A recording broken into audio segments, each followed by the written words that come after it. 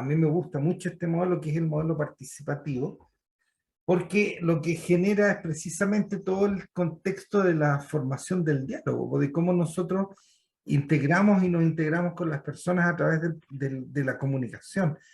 Eh, ¿Qué hace que sea compleja la comunicación? Tiene que ver con el cómo yo genero el diálogo, cómo yo hago la participación de las personas y la interlocución. Entonces, ¿dónde nosotros nos enfrentamos con nuestras problemáticas? Por ejemplo, en el modelo en el que nosotros vamos a utilizar para comunicarnos. ¿Bien? Eh, si me cuesta generar ese modelo, lo que tengo es un problema que debo resolver. Es como si yo tuviese una señal que transmitir y mi cámara no estuviese encendida. Entonces ahí tengo que hacer es resolver el tema de la cámara. Si yo tuviese la cámara pero no tengo audio, bueno, tengo que resolver el tema del audio. Y en fin, en la comunicación entre las personas pasa exactamente lo mismo. Nos van aconteciendo distintos eventos que hacen que esa comunicación sea más o menos compleja, ¿ya? Entonces, ¿qué es lo que dice este modelito? Que lo hablamos, tenemos todo este proceso de cómo funcionamos las personas funcionamos por introversión y extroversión, podemos ser introvertidos yendo hacia al lado azul o verde, ¿cierto? O extrovertidos caminando hacia el color rojo o al amarillo, y dentro de ese rango nos movemos. Entonces, vamos a funcionar de algunas de estas palabras. Yo la recomendación que les hago es que cuáles son de estas palabras que están acá en esta gráfica las que me hacen más sentido en mi proceso diario. ¿Cómo es que yo me siento respecto a estas palabras? ¿Cuáles son las que más aparecen en mi proceso? Si yo bien soy lógico, pienso en el proceso, hago análisis, o por el contrario, estoy ocupado de los valores, de las tradiciones, ¿cierto? De la consideración que yo tengo con las personas. Entonces, ¿qué es lo que ocurre con nosotros?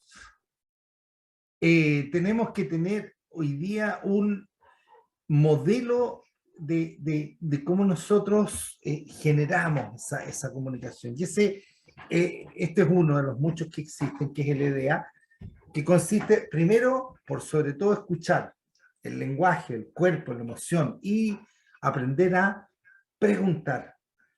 Luego en el EDEA está lo que se refiere al dominio. ¿Cuánto yo conozco de dominio tengo de mí mismo, del medio en el que estoy moviendo y del tema que estoy tratando? Porque eso me va a dar la certeza y la seguridad.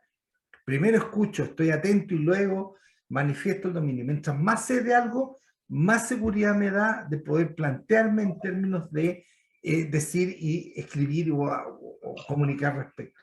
Luego está la estrategia que voy a utilizar. Cómo yo voy a elegir la mecánica con la que voy a establecer la comunicación con las personas. ¿Qué voy a usar? Voy a escribir, voy a plantear en términos de gráfica, como yo que yo colocando estas diapositivas de apoyo, ¿cierto? Y finalmente, ¿cuál es la actitud?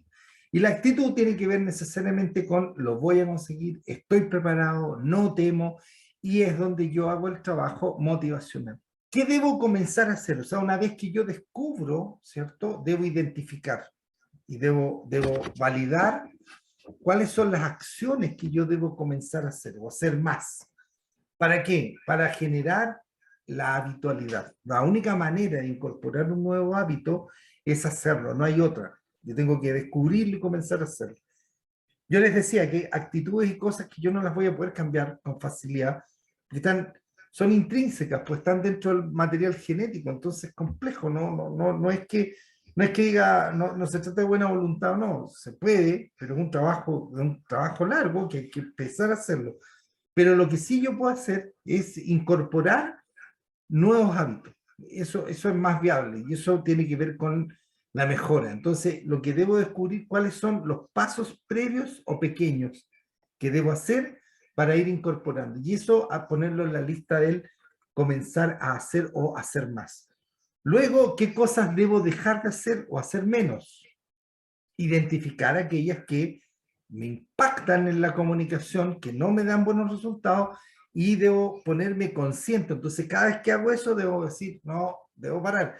Y finalmente, aquellas que ya estoy haciendo, que sí me han resultado y que debo continuar haciendo. Y esa es una tarea permanente.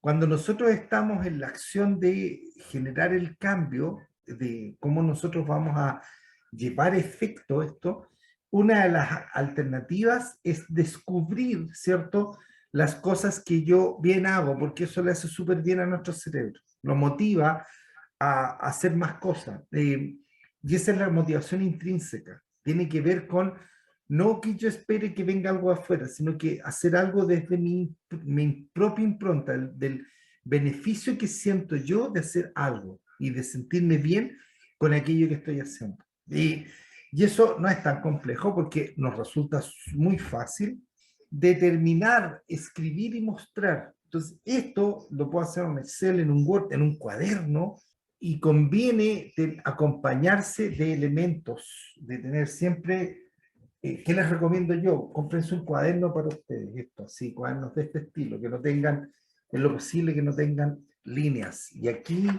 yo voy escribiendo y voy avanzando en mis mentorías, en mis conceptos.